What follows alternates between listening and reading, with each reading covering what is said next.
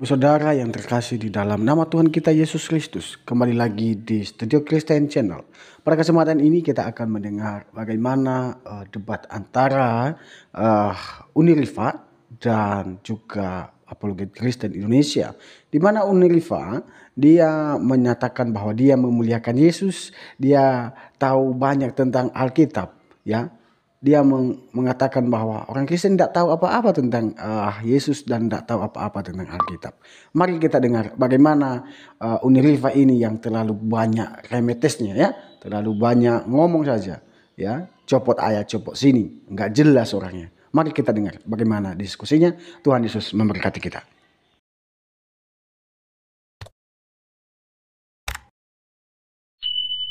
Daripada kalian Kristen, satu argumen. Kedua, saya lebih Kristen daripada kalian Kristen. Ketiga, saya lebih menghormati Yesus daripada kalian. Tiga argumen saya mampu buktikan. Gimana?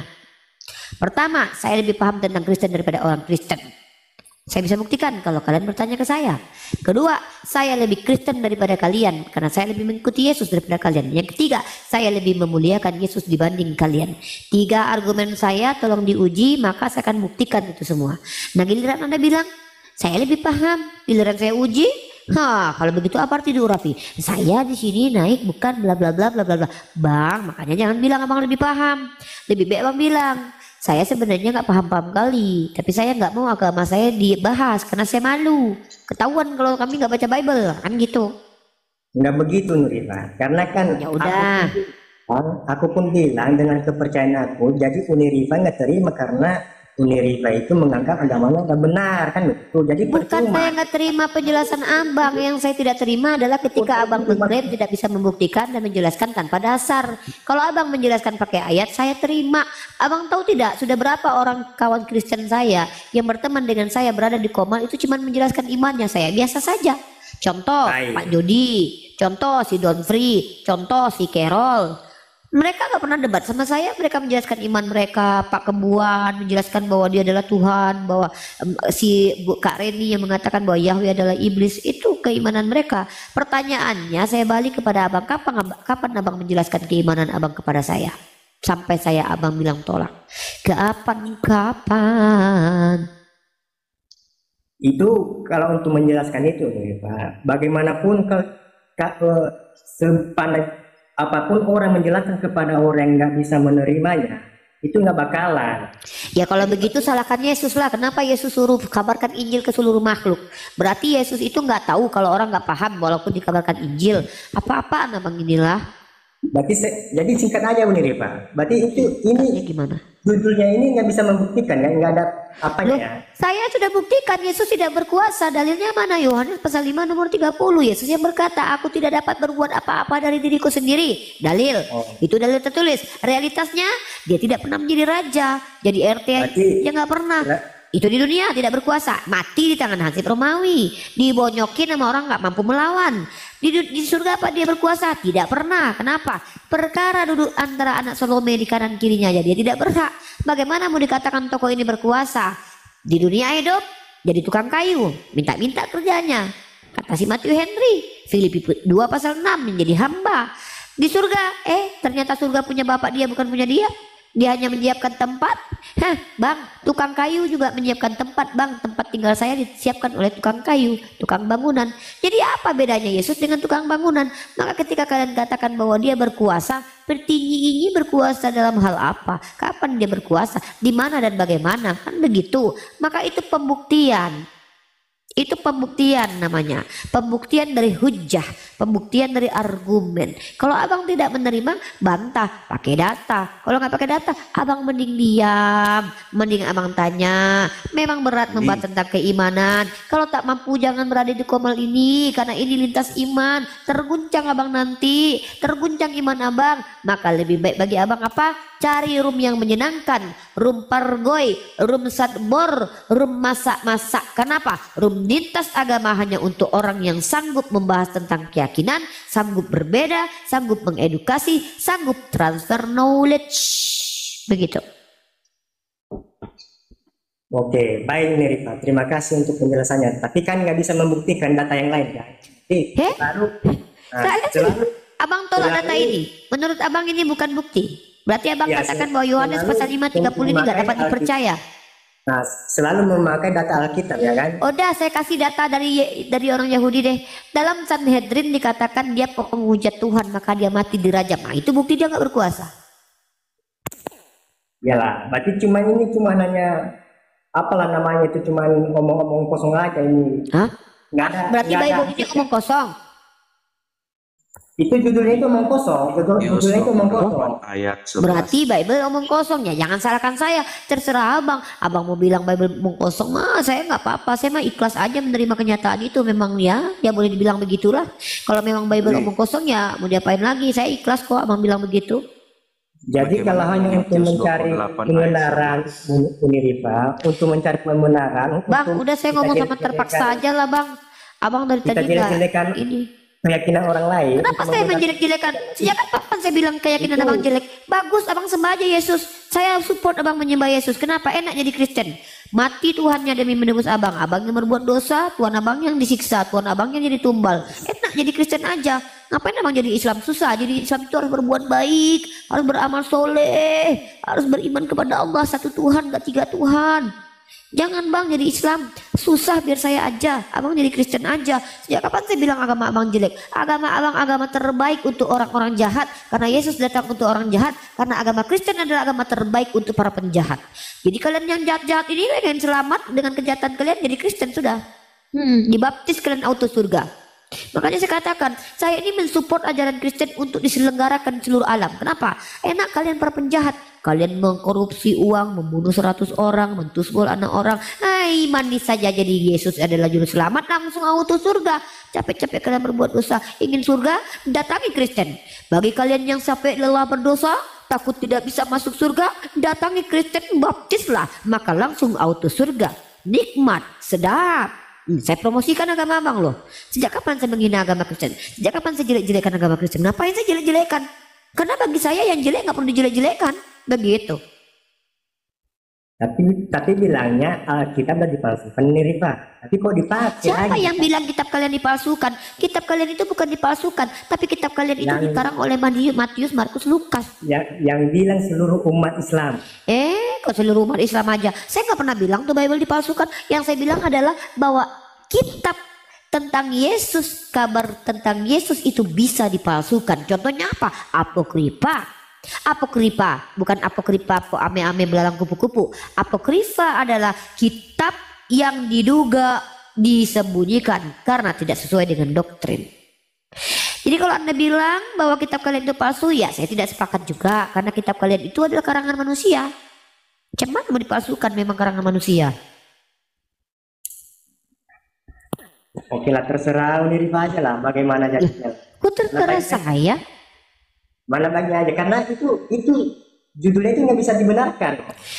Judulnya ini, makanya salahkan judulnya ini. Tolong salahkan judulnya ini, tapi menyalahkannya bawa data. Kalau tidak mampu menyalahkan judul ini, maka judul ini bisa jadi kebenaran. Loh, saya sudah tunjukkan. Maksudku begini nih Pak, itu kalau memang nggak bisa dijelaskan secara detail apanya itu judul itu, ganti aja deh. Tadi saya ngapain? Saya udah bilang judul ini didukung oleh pernyataan Yesus bahwa dia tidak bisa berbuat apa-apa dari dirinya sendiri. Satu, Yesus yang bilang. Itu omonganmu nih Pak. Yohanes pasal 5 nomor 30 coba dibaca. Waduh. Oke lah, lanjutlah dengan yang lain. Lanjut. Selamat malam Kak, selamat malam. Iya, selamat malam Bang Adi Barus. Silakan ditanggapi bahwa Yesus tidak ada kuasa.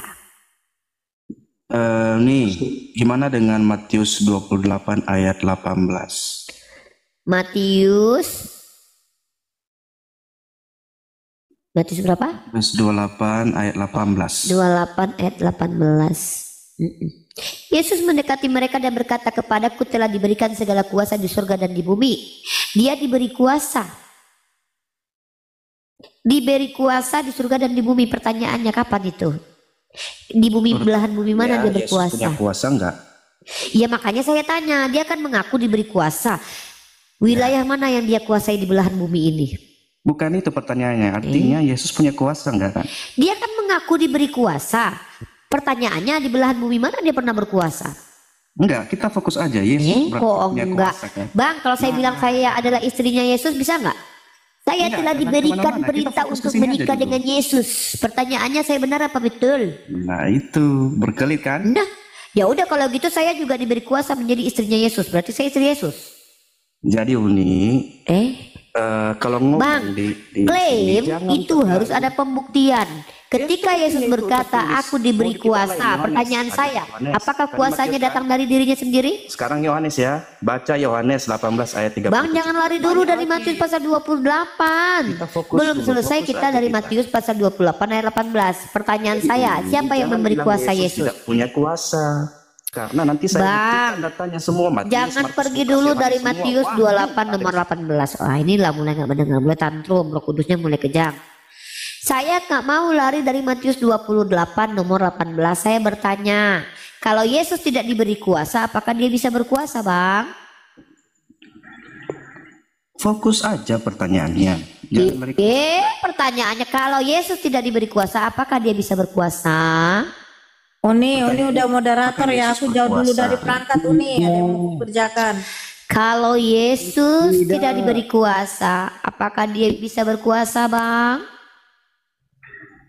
Di situ Yesus ngomong, coba baca di situ Matius 28. Kalau ayat Yesus 14. tidak diberi kuasa, Kepadaku telah apakah diberi dia segala kuasa di bumi dan di sorga. siapa yang memberi dia kuasa?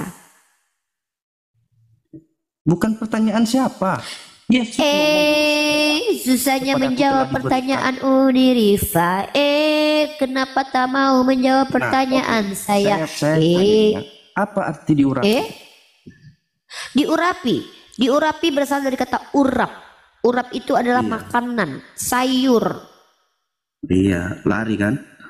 Loh, yang lari itu Anda. Kita lagi bahas Yesus kuasa atau tidak, ditanya apa artinya diurapi. Karena yang lari kalau bilang saya lari, saya ngikutin Anda lari. Anda lari, saya ikutin. Maka saya kembalikan jalur Anda. Pertanyaan ini, kalau Yesus tidak diberi kuasa, apakah dia bisa berkuasa?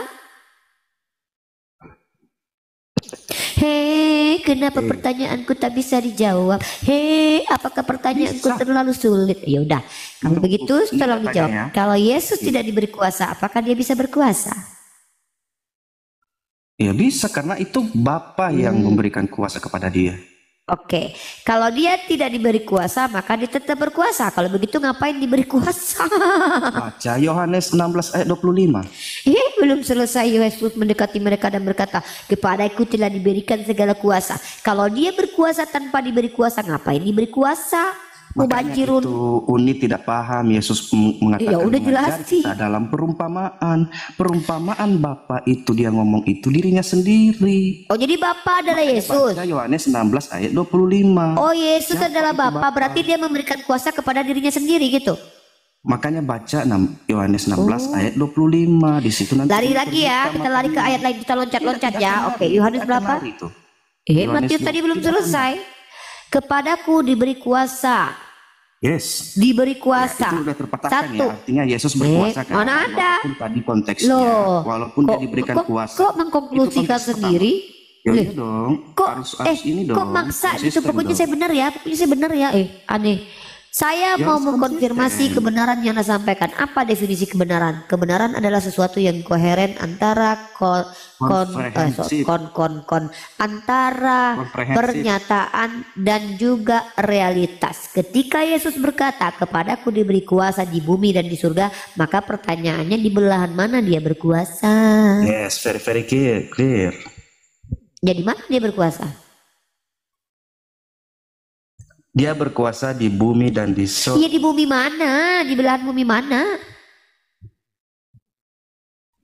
Itu tertulis di bumi. Iya kan cuma tertulis doang, tapi dia pernah berkuasa di bumi atau enggak? Bumi. Makanya aku tanya, di bumi mana dia pernah berkuasa? Enggak tahu ya, yang penting di sini jelas. Ya udah kalau gitu dusta, kalau gitu ngakunya berkuasa minimal Kok minimal dusta? ya, Di ini sini minimal ya, tertulis di bumi minimal gimana? Theophilus Kalau jadi Anda penguasa tidak dia, percaya, minimal kita menyembah Bible. Theophilus Nggak deh. apa-apa, nggak usah, kami tidak mempermasalahkannya. Kalau Cuma dia kami tidak pernah Kristen, berkuasa jangan tapi dipaksa, mengaku tidak berkuasa, itu mempercayai namanya kita kami. berbohong. Sama ketika Itu saya berbohong. belum pernah dinikahi Yesus Yesus tidak tapi pernah saya mengaku berbohong. istri Yesus, namanya saya berbohong. Loh, Tahu Tapi definisi kalau bohong? Muhammad berbohong, melanggar 10 Nah, tahun mulai gimana menghujat. dong? Coba tunjukkan Menghujat? kedutaan Nabi Itu Muhammad. data loh, saya buktikan ada datanya Mana loh, 10 mana tahun kebohongan dia Nabi langgar. Muhammad? Mana? Loh, jangan mengingini istri sesamamu. Coba tunjukkan kepada saya di mana Nabi Muhammad menginginkan istri orang. Nah, itu si Zainab. Ya Siapa itu mana Zainab? dalilnya? Mana data yang menunjukkan Nabi Muhammad menginginkan Zainab?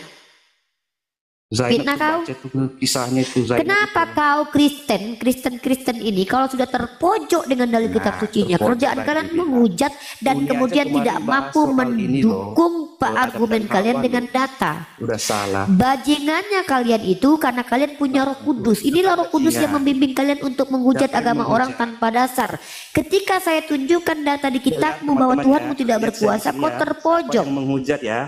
Hei, yang mengatakan Tuhan mati terkutuk adalah kau dalam Galatia Dasar pasal 3 ayat 13. Bajingan itu adalah orang yang mengutuk Tuhan. Bajingan itu adalah orang yang mengatakan Tuhan itu berkelamin di sunat hari ke-8. Nah, tunjukkan kepadaku di mana nabiku tertulis mengingini bini orang. Kau tunjukkan datanya. Tukang fitnah. Teman-teman di sini baca ini ya. Masa Kotet, kalian tunjukkan nggak buka kemu, tunjukkan kepada saya bahwa tertulis nabiku menginginkan bini orang. Hantu belau, kau kubaik-baikkan. Hantu belau, kau tunjukkan data nabiku menginginkan bini orang. Ya ampun, harus. Kau tahu saya Tuhanmu ini menginginkan lagi. perawan. Bilangan pasal 31 nomor 18, nomor 17. Tuhanmu memerintahkan untuk tidak membunuh perawan-perawan untuk orang-orang yang berperang, dan Tuhanmu meminta upeti perawan. Tuhanmu minta upeti perawan. Tuh, menginginkan bini orang. Tuhanmu mengambil bini orang. 2 Samuel pasal 12 nomor 11. Mengambil bini Saul diberikan kepada Daud. Habis itu diambil lagi bini orang diberikan kepada anaknya. Tuhan kau ngambil bini orang. 2 Samuel pasal 12 nomor 11 kita bacakan. Kalau saya berbicara saya punya dasar. Tuhanmu mengambil bini orang. 2 Samuel pasal 12 nomor 11. Tunjukkan kepadaku data nabiku mengambil istri orang dan menginginkan bini orang. Beginilah firman Tuhan, bahwasanya malapetaka akan kutimpakan ke atasmu yang datang dari kaum keluargamu sendiri. Aku akan mengambil istri-istrimu di depan matamu dan memberikannya kepada orang lain, dan orang itu akan tidur dengan istri-istrimu di siang hari. Tuhanmu itu mengambil bini orang untuk ditiduri oleh anak orang itu di siang hari. Macam mana kau percaya Tuhan ini adalah Tuhan yang betul, sementara Tuhan ini adalah Tuhan yang membuat bolan di depan masyarakat? Masih mending perbuatan mesum yang dilakukan oleh mucikari ketika membayar atau mengizinkan untuk ditiduri itu digaji dan dibayar. Pemain film Bope masih mending Miyabi dibayar ketika kiri papak hoba-hoba on the sky di hadapan publik. Tapi Tuhan mau mengambil bini orang itu tidak digaji, tidak dibayar, tapi dia menjadi tumbal atas kesalahan Daud karena mengambil bini orang. Tunjukkan kepadaku. Aku tunjukkan datanya di kitabmu. Tuhanmu mengambil bini orang. 2 Samuel pasal 12 nomor 7, nomor 8 dan nomor 11. Sekarang kau tunjukkan data nabiku menginginkan bini orang. Kau tunjukkan datanya. Dikisahkan Zainab. Nggak ada kan? Nggak mampu kau tunjukkan data kan apa? Segini kualitas kalian berbicara tanpa data, tak seperti saya. Saya sebutkan sumber primernya. Apa itu sumber primer? Kitab kalian. Tuhan kalian menginginkan perawan, meminta upeti perawan. Bilangan pasal 31. Tuhan kalian mengambil bini orang diberikan kepada orang lain. 2 Samuel pasal 12 ayat 11. Tuhan kalian buka celana dalam. Nahum pasal 3 ayat 5. Saya punya data. Silakan bantah data saya, tapi tunjukkan kepada saya di mana tertulis nabiku menginginkan bini orang. Tak pakai data kau. Tidak pakai data sama sekali. Ya. Tolong, kalau mau menghujat boleh. Catatannya harus bawa data. Biar hujatan kau itu nggak masuk ke kantor polisi. Kalau aku bicara datanya jelas, kau baca Nahum pasal 3 ayat 5. Tuhan memperlihatkan kemaluan orang lain. Kau baca 2 Samuel pasal 12 ayat 11, Tuhan mengambil bini orang. Kau baca di kitabmu bahwa Tuhan memerintahkan untuk bunuhlah orang yang telah berhubungan dengan orang lain kecuali perawan-perawan.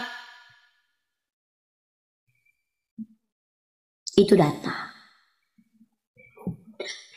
Kalau kau ingin berdiskusi dengan kami umat Islam, nomor 1 adalah data. Ya, silakan kalian umat Kristiani, kalau tidak punya ilmu saya maklum, tidak punya adab saya maklum, karena memang tertulis aku bodoh karena Injil Kristus, tapi tolong bawa Roh Kudus, karena kami lelah diskusi sama kalian, kami ingin diskusi dengan Roh Kudus.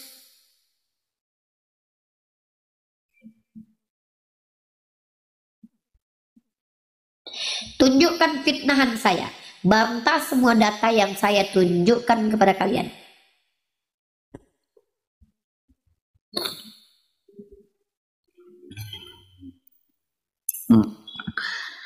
Oke, salam ya Rifa. Shalom. Nah, aku mau nanya ini terkait Zainab tadi ya. Alasan apa Zaid menceraikan Zainab? Karena Zaid tidak bisa mengatur Zainab. Karena apa? Zaid tidak bisa mengatur Zainab. Tidak bisa mengatur. Karena Zaid tidak bisa mengatur Zainab. Datamu mana? Al-Quran ya. Jadi Coba. kalau kita bicara tentang kau masuk ke komal Islam. Aku bukan budakmu, bukan pembantumu. Ya sama kayak dia bukan pembantumu. Kepadaku, tolong kau tunjukkan dulu kepadaku bahwa Tuhanmu itu berkuasa, karena tema kita adalah Yesus tidak ada kuasa. Enggak. Terkait tentang pernikahan Zainab binti Jahsy dan juga baginda Rasulullah SAW didokumentasi di dalam Al-Quran bahwa nabiku tidak tertulis menginginkan Zainab, tapi ketika Zaid mengadu kepada Rasulullah, maka Rasulullah memerintahkan untuk tahanlah istrimu. Nah, sekarang kau tanya tentang tema Yesus, jangan lari dari tema ini. Di tema ini Yesus tidak ada kuasa. Apakah kau sepakat atau menolak? Oke. Ya kan berarti sama juga dengan si kawan tadi kamu kan. Dia nggak menunjukkan data, menunjukkan data mengenai Zaid kan. Dia adalah. Oke. Kita beralih ke kasus yang ini atau tidak? Iya sama kayak tadi. Ya, dia bisa juga sekali lagi bertanya, apakah Yesus berkuasa atau tidak? Ya sangat berkuasa dong. Datanya mana? Segala kuasa telah diberikan kepadaku. Nah, Ya. kapan dia berkuasa? Nggak bisa Ini sekarang kapan dia berkuasa? Kapan dia dia sejak berkuasa? kekekalan sampai kekekalan. Ya di mana? Dibilang di mana dia berkuasa? Sejak kekekalan sampai kekekalan. Iya di mana? Kekekalan di dunia aja dia nggak berkuasa, jadi RT aja nggak pernah. Apa ini dia Allah Emang bisa yang nggak berkuasa membangkitkan orang mati? Elia bisa, Elisa bisa. Oh, siapa bilang? Nabi Musa Coba bisa. datamu coba. Oh ini Eli, oh kamu tahu? Iya coba tampilkan. Ya, kayaknya lu minta data dari tadi, lu nggak nunjukin data, congor doang dari tadi. Apa maksud kau ini? Kalau pakai data Dua raja-raja. Ya tampilkan. Ya, pasal ke-8 nomor 5.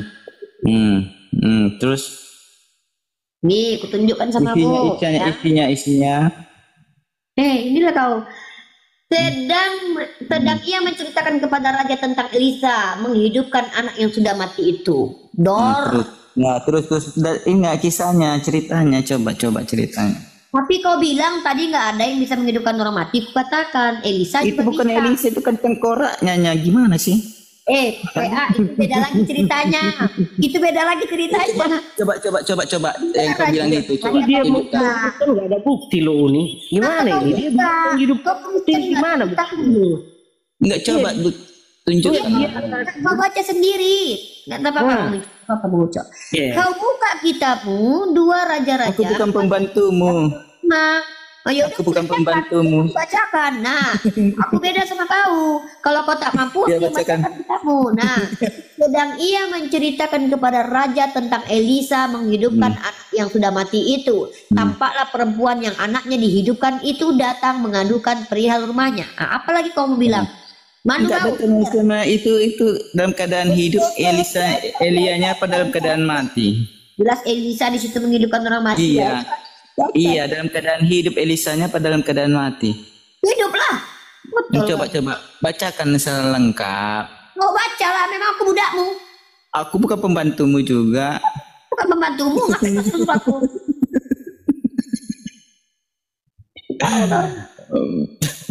Ini nih botolnya orang Kristen nih ya, banyak yang nggak tahu kitabnya sendiri loh. Dikira dia Yesus aja. Dikira dia hanya Yesus yang menghidupkan orang mati. Mari kita Yang buka. mana? Jadi kawan-kawan, dalam 2 Raja-Raja kita akan melihat ya. Ya, bukan cuman Elisa, bahkan Elia pun bisa menghidupkan orang mati. Ini Coba. kalian kepedean kalian pikir Bacakan satu perikop itu, Satu coba. Raja-Raja pasal 17 nomor 18. Satu Raja-Raja Dari ayat 1-nya buat. memang aku pembantumu, kau baca sendiri, mampuslah kau. Aku cuma bacakan pas yang menghidupkan aja. Kau pikir aku babumu, enak aja kau. Ya, 1 Raja-Raja 17, teman-teman dengarkan ini. Orang ini udah blunder sebenarnya, teman, dia nggak tahu malu aja. Dia bilang Kalau teman-teman, kau baca dari ayat 1 sampai habis nggak dilayani. ya. Mari kita tunjukkan betapa orang ini nggak tahu malu ya, mengaku bahwa Tuhannya aja yang bisa menghidupkan orang mati. Tahu-tahu sudah sebelum Tuhannya lahir ke dunia, Elisa dan Elia sudah menghidupkan orang Makanya mati. dibaca dari ayat 1 sampai habis Nah, satu perikop kau baca itu. sendiri, memang aku budakmu, enak aja kau. Kita baca. Itu bukan Sesudah budak. itu anak dari perempuan yang kau, ya. Mari kita dengarkan bahwa orang ini nggak pernah baca kitabnya, malu sekali harusnya jadi dia ini. Sesudah itu anak dari perempuan pemilik rumah itu jatuh sakit. Dan sakitnya itu sangat keras sampai tidak ada nafasnya lagi. Kata perempuan itu kepada Elia, apakah maksudmu datang kemari ya abdi Allah? Singgahkah engkau kepadaku untuk mengingatkan kesalahanku dan untuk menyebabkan anakku mati? Kata Elia kepadanya, berikanlah anakmu itu kepadaku. Elia mengambilnya dari pangkuan perempuan itu dan membawanya naik ke kamarnya di atas dan membaringkan anak itu di tempat tidurnya. Sesudah itu ia berseru kepada Tuhan, katanya, ya Tuhan Allahku, apakah engkau menimpakan kemalangan ini atas janda ini juga yang menerima aku sebagai penumpang dengan membunuh anaknya? Lalu ia mengunjurkan badannya di atas anak itu 3 kali dan berseru kepada Tuhan, katanya, ya Tuhan Allahku, pulangkanlah kiranya nyawa anak ini ke dalam tubuhnya. Tuhan mendengarkan permintaan Elia dan nyawa anak itu pulang ke dalam tubuhnya sehingga hidup kembali. Elia pun bisa menghidupkan orang mati. Apa hebatnya Tuhanmu? Iya, perbedaan dengan Tuhan Yesus apa? Apa bedanya? Tuhan Ya, tidak bedanya berkuasa. kan di situ Dia jelas berkata, Elia berdoa meminta agar dihidupkan Iya, anak itu kita. Itu Sama juga berdoa. seperti Paulus, membangkitkan orang mati dengan nama Yesus. Yesus juga berdoa. Tuhan nggak wajib berdoa. Coba. Tuhan lain. Sama tadi dimintakannya kembalikan nyawa anak itu, ada nggak? Apalah kata Paulus. Coba doanya apa coba? Coba. Kau bacalah sendiri kitab kau. Memangnya aku pembantumu. Apa sama doanya dengan doa Elia? Kan jelas di situ Zaman doa Elia Elisa kita hidupkan orang. Tuhan supaya mengembalikan nyawa anak itu kepada anak itu. Gak malu. Kiramu Tuhanmu aja yang bisa menghidupkan orang. Gak malu. Ya jelas bukan si Elia menghidupkan itu. Dia lah baca. Dia berdoa. Gak malu ya. Tuhanmu gak spesial loh. Menghidupkan orang lain itu jadi Coba tunjukkan bahwa apa perbedaan Elia dengan Yesus ketika orang mati. Perbedaannya adalah Elia tidak pernah mati karena dia langsung ke surga. Bedanya dengan Tuhanmu harus mati dulu baru ke surga. Nah, terus dalam hal membangkitkan itu nanti persoalannya itu nanti terjawab. Yesus pun berdoa kepada Tuhan. Iya, gimana Yesus berdoa kepada Tuhan yang meminta agar dikembalikan menghidupkan orang mati? Coba. Karena Yesus berkata, aku tidak dapat berbuat apa-apa dari diriku sendiri. Ya begitu juga, Bapak juga gak bisa berbuat apa-apa dari dirinya sendiri. Buktinya Yesus mengatakan gini, ya Bapak muliakanlah anakmu supaya anakmu memuliakan engkau. Pakai syarat dia. pakai Oh, berarti syarat. Bapak nggak bisa berbuat apa-apa dari dirinya sendiri berarti. Oh. Ya, karena hakikatnya sama. Kan buktinya Yesus bilang, ya Bapa, muliakanlah anakmu di hadiratmu supaya bersyarat ya, supaya anakmu memuliakan engkau. Nah, ini aku bacakan. Nah, kita pakai syarat, berarti Dia berseru. hakikat dia. Bentar. Kata siapa? Kata Sidikat, teman-teman, bahwa Allah Bapa tidak berkuasa dari dirinya sendiri. Maka Allah Bapa, Yesus dan Roh Kudus sama-sama tak berkuasa. Sama tak berkuasa. Ya buktinya kan pakai syarat. Pakai syarat. Tuhan Yesus mengatakan, ya Bapa, muliakanlah anakmu di hadiratmu sebelum dijadikan supaya anakmu memuliakan engkau. Kan pakai syarat, supaya itu kan pakai Oh, syarat. berarti Bapak tak berkuasa, anak pun tak berkuasa. Istilahnya di satu ayat gitu kan berarti sehakikat dia. Jadi tak ada lebih besar tapi dan lebih Bapak juga kecil berkelamin. artinya. Ya, Bapak berkelamin juga kayak Yesus. Siapa yang tidak berkelamin? Lo Yesus berkelamin. Itu kan kodrat manusianya, Ripa. Nah, kan sehakikat dengan Bapak, berarti Bapak juga berkelamin. Itu kodrat manusia Yesus, kodrat Allahnya kan Iya. ada. Kan katanya sehakikat. Nah, kalau Yesus berkelamin, maka Bapak juga Ya, berkelamin. hakikatnya itu kan kodrat Allahnya. Kan ketika di bumi kodrat manusianya belum dimuliakan. Kodrat Allahnya yang mana yang sehakikat? Kodrat Kodrat Allahnya yang mana? Allahnya. Ya kodrat Allah. Kodrat Allahnya. Allah Putra. Ya Allah Putra yang mana yang sama dengan Bapak? Apanya yang sama? Hakikatnya. Hakikatnya apa arti hakikat? Hakikat. Ya apa arti hakikat? Coba jelaskan. Kayak kau lah satu hakikat kau kan. Sama? Hakikatmu tunggal kan, tapi kau punya jiwa roh, jiwa dan tubuh. Ya berarti Bapak punya tubuh. Ya itulah ibaratnya dibilangkan hakikat. Kau kan nanya kan arti hakikat itu apa? Kayak kau lah hakikatnya tunggal, tapi punya tubuh dan jiwa. Aduh ya Allah, nih aku bacakan ya. Yohanes pasal 11 nomor 21. Maka kata Marta kepada Yesus, Tuhan, pikirannya engkau ada di sini, saudaraku pasti tidak mati.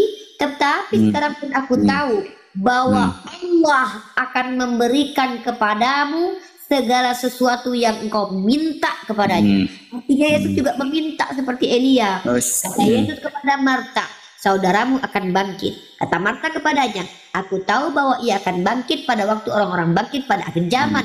Jawab Yesus, akulah kebangkitan dan hidup. Barang siapa percaya kepadaku, ia akan hidup walaupun ia sudah mati. Dan setiap orang yang hidup dan percaya kepadaku tidak akan mati selama-lamanya. Percayakah engkau akan hal ini?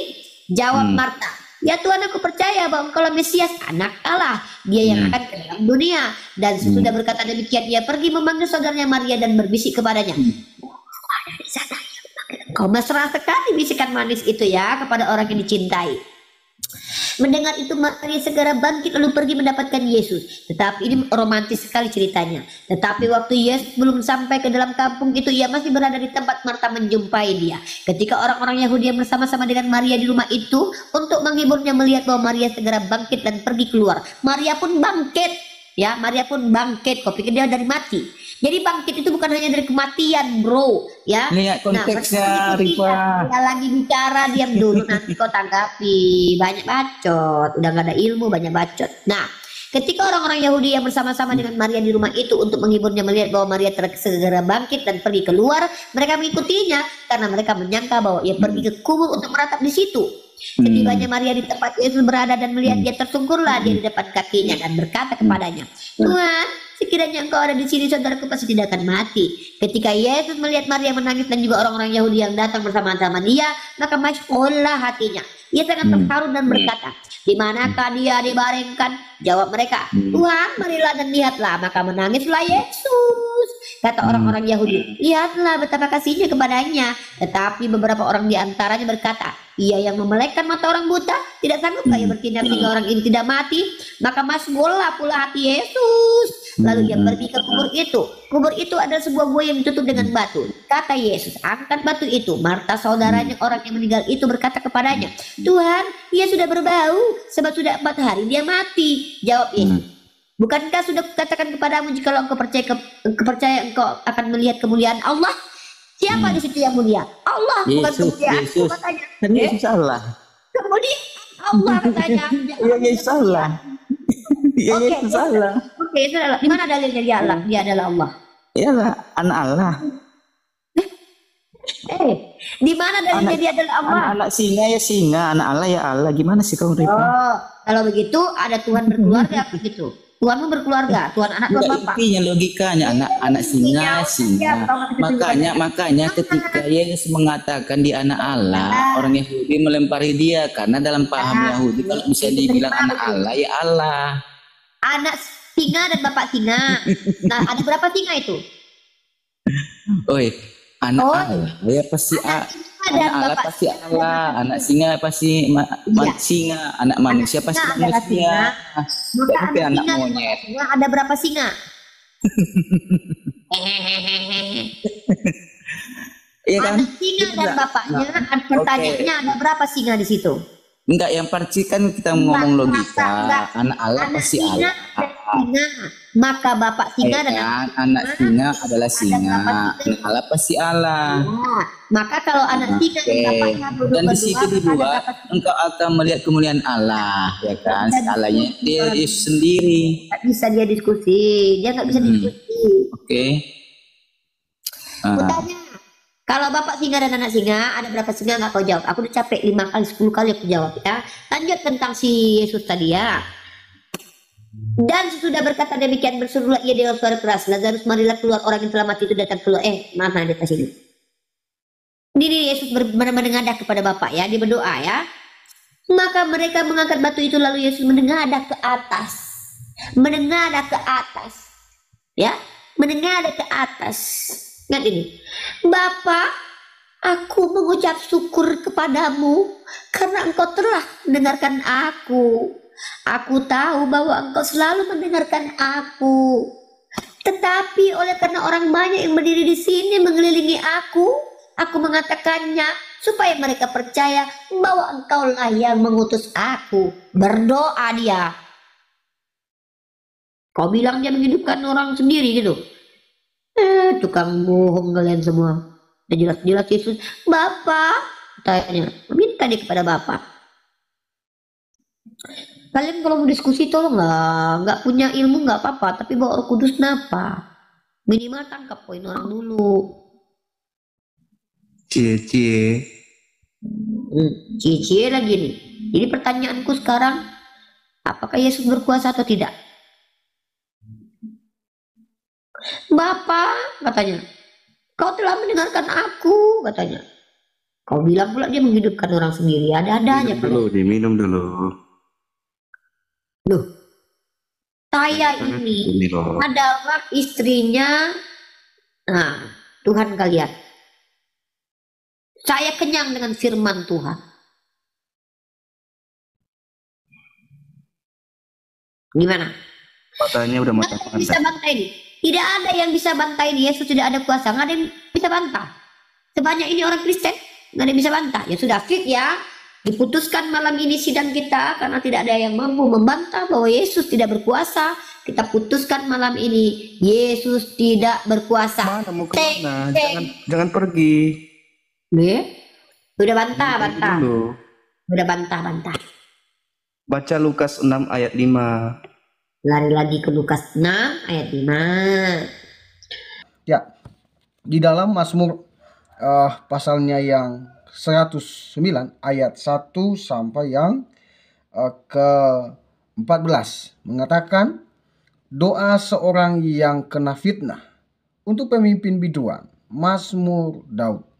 Ya Allah, pujianku, janganlah berdiam diri, sebab mulut orang fasik dan mulut penipu tergangang terhadap aku. Mereka berbicara terhadap aku dengan lidah dusta. Dengan kata-kata kebencian, mereka menyerang aku dan mengerangi aku tanpa alasan. Sebagai balasan terhadap kasihku, mereka menuduh aku, sedang aku mendoakan mereka. Mereka membalas kejahatan kepadaku, ganti kebaikan, dan kebencian ganti kasihku. Angkatan seorang fasik atas dia, dan biarlah seorang pendakwa berdiri di sebelah kanannya. Apabila dihakimi, biarlah ia keluar sebagai orang bersalah, dan biarlah doanya menjadi dosa. Biarlah umurnya berkurang, biarlah jahatannya diambil orang lain. Biarlah anak-anaknya menjadi yatim, dan istrinya menjadi janda. Biarlah anak-anaknya mengembara, tidak keruan dan mengemis, dan dihalau dari reruntuhan rumahnya. Biarlah penagih hutang menyita segala kepunyaannya, dan orang-orang lain menjarah hasil jerih payahnya. Janganlah ada orang yang tetap menunjukkan kasihnya kepadanya, dan janganlah ada orang yang sayang kepada anak-anaknya yang menjadi yatim. Biarlah dilenyapkan keturunannya, dan dihapuskan namanya dalam angkatan yang kemudian. Biarlah kesalahan nenek moyangnya diingat-ingat di hadapan Tuhan, dan janganlah dihapuskan dosa ibunya. Demikian jauh kebenaran firman Tuhan. Tuhan Yesus memberkati kita.